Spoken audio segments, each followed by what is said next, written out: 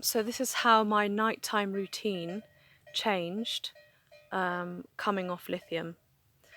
So, so my new nighttime routine without lithium. So before, so when I was on it, I would make sure that, after having my dinner, after having some kind of calming activity before bed, and then brushing my teeth and washing my face, I would go to the kitchen, go to my shelf, get down my pills and drink it down. So I'd have my medication once a day before bed. And obviously now I don't need to take my pills at all. When I was withdrawing, that was kind of a longer process because I had to weigh it. I had to make sure I had exactly the right amount. I had to get my scales out. So that was kind of a bit annoying for a while because it was a more protracted, drawn out process before going to bed.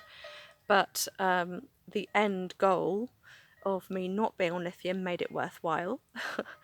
So you can see that in my past films last year of me withdrawing and tapering, how I did that.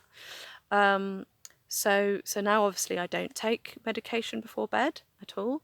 I still take water up with me, so I'm hydrated, because before I sleep I usually read a bit, or have a chat with my husband, or every so often, very rarely, I might watch a little program in bed before I fall asleep. So just to make sure I've had something to drink before I sleep, because I can be in bed for half an hour, sometimes an hour, but at the moment I'm pretty tired, so I fall asleep after about 10-15 minutes of being in my bed. Yeah, so to be hydrated, and that's it really. But I guess something that might be important to just point out is that a nighttime routine, I think, is good. Not everyone has one, and you might, I don't know, watch a program right up until bed. I know lots of people do that, or they're on their phone right before bed. I'm a bit of a kind of gadget phobic when it comes to having gadgets in my bedroom and that kind of unnatural white light. I like to be in a kind of natural, calm environment where it's just my bed. I've got some LED lights which are pretty low.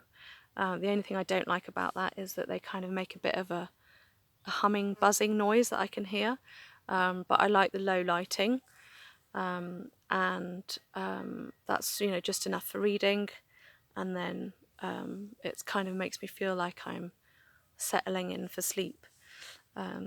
And reading is great because I love my book. It's usually something spiritual, and I'm learning more about how to improve, and I don't know, continue in my life, learning bits as I go so that I can live a joyful life as much as I can. So there's that, and sticking to a kind of regular time. For me, I'm pretty much going to bed around 10:30, but then I usually wake up pretty early for a yoga practice. So for some of you, that's probably way too early. But for me, keeping that regular is good. And if I have a really late night, it can take me quite a long time to get away from that feeling really tired, basically, in the daytime. So to kind of recuperate that sleep that I've lost. So for me, that's really important, even though I'm not on medication and I wouldn't really call myself bipolar, or have the risk of being manic anymore. I still want to look after myself in that way before bed and my nighttime routine to keep that kind of steady and good, because that's for me one way of keeping my stress levels down, and my body knowing that when I start to feel tired, I do something about it, I get ready to go to bed. If I go past that kind of tired stage, sometimes it can take much longer for me to get to sleep because those kind of hormones have dissipated and I don't have that in my system to help me fall asleep. Yeah. And if you want to know a little bit more about my nighttime routine, there's a kind of little massage that I do.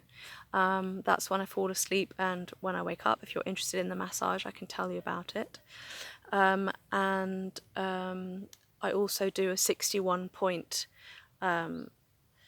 It's kind of like a meditation. It's a kind of focusing on 61 points. It's actually less than that, but you go over some of them a number of times. And by the time I've gone through my whole body once, sometimes I don't even get to the end and I'm already asleep. So that can be, it takes 3 minutes to do that. I can probably do it quicker as well. Or if I know that I'm not feeling, maybe I'm feeling a bit more agitated, or like not feeling completely ready to sleep, or maybe I don't know, that there's some kind of emotion that's making me feel not ready to sleep, I might do it 3 times, that 61 point round the body, or I might do it once really slowly. So at each point I stay there a little bit longer and really almost kind of breathe in and out from each point. And then that is really, really calming and relaxing as a technique to use before going to sleep. So if you want to know what that 61 point is, to help you fall asleep before bed, then I'm very happy to do a kind of practical kind of yoga teacher session where I could teach you how to do that on screen. It's very easy. You just do it lying down in bed, and I also do that when I wake up in the morning as well. So yeah, even thinking about it makes me smile, you see. It's all good stuff. So I hope that was interesting, that kind of change in nighttime routine. And I'll see you again on the next film. Bye.